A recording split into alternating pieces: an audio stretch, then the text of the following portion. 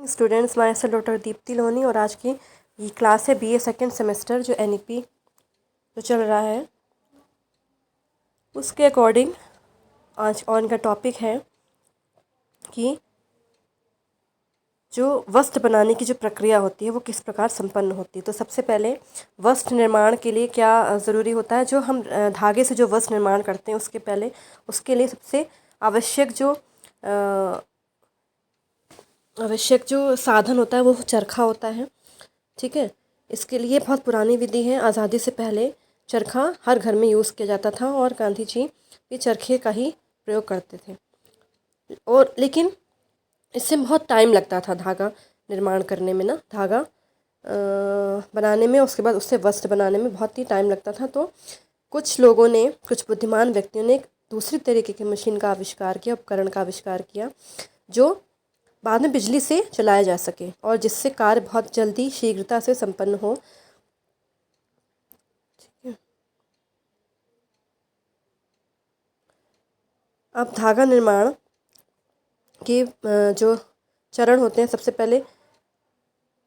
पहले बिना ऐंठन दिए हुए लंबे रेशों का प्रयोग किया जाता है। ठीक है, जो लंबे रेशे होते हैं उनका प्रयोग किया जाता है। फिर ऐंठन दिए हुए लंबे रेशे यूज़ किए जाते हैं। फिर छोटे छोटे रेशों को मिलाकर जो बड़े रेशे तैयार किए जाते हैं उनका उपयोग किया जाता है। और फिर लास्ट में एक रेशी धागा जो ऐंठन जिनमें की ज़रूरत ही नहीं पड़ती है। ठीक है, अब धागा निर्माण की अवस्थाएं कौन कौन सी होती है। सबसे पहला होती है धुनाई।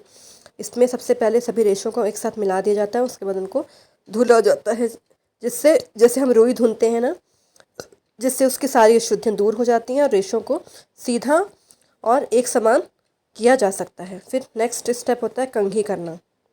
जब हमें उच्च कोटि के बहुत ही असाधारण वस्त्र बनाने होते हैं तो उसके लिए ये कंघी करना बहुत ही आवश्यक प्रक्रिया हो जाती है, जिससे छोटे रेशे और बड़े रेशे एक साथ सीधे हो जाते हैं।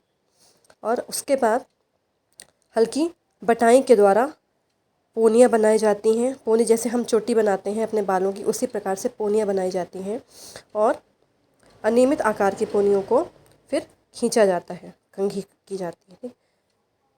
फिर खींचना, नेक्स्ट स्टेप होता है खींचना। छोटे रेशों को बड़े रेशों से अलग करना।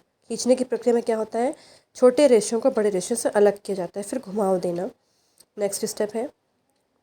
जो पोनियाँ बनाई जाती हैं उनको घुमाव देकर हल्की सी ऐंठन देना। अगर हम वस्त्रों में या रेशों में, धागों में ऐंठन नहीं देंगे तो क्या होगा, उनमें मजबूती नहीं आती है। ठीक है, फिर है कताई। कताई क्या है, ये आखिरी अवस्था होती है। ठीक है, ये घुमाव दे दिया, उसके बाद कताई की जाती है। जब हम घुमाव दे देते हैं धागों में या रेशों में, उसके बाद कताई की प्रक्रिया होती है और फिर इस प्रक्रिया में मशीन का प्रयोग किया जाता है जिसमें रोलर लगे होते हैं। हर रोलर की गति पहले वाले रोलर्स की गति के से थोड़ी ज़्यादा हो जाती है और जो लास्ट वाला रोलर होता है उसमें जितने भी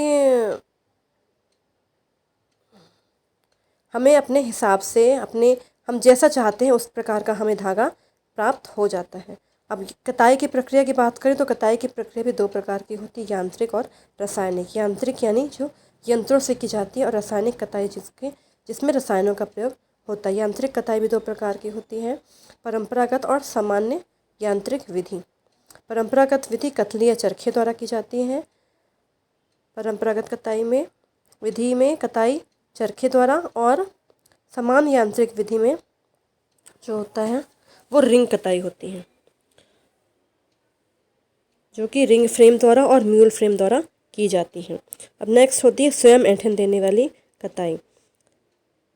जब हम रेशों में खुद ही से ऐंठन देते हैं, अपने आप ऐंठन देते हैं, तो उस विधि से सुंदर, मजबूत, चमकदार धागों का निर्माण किया जाता है।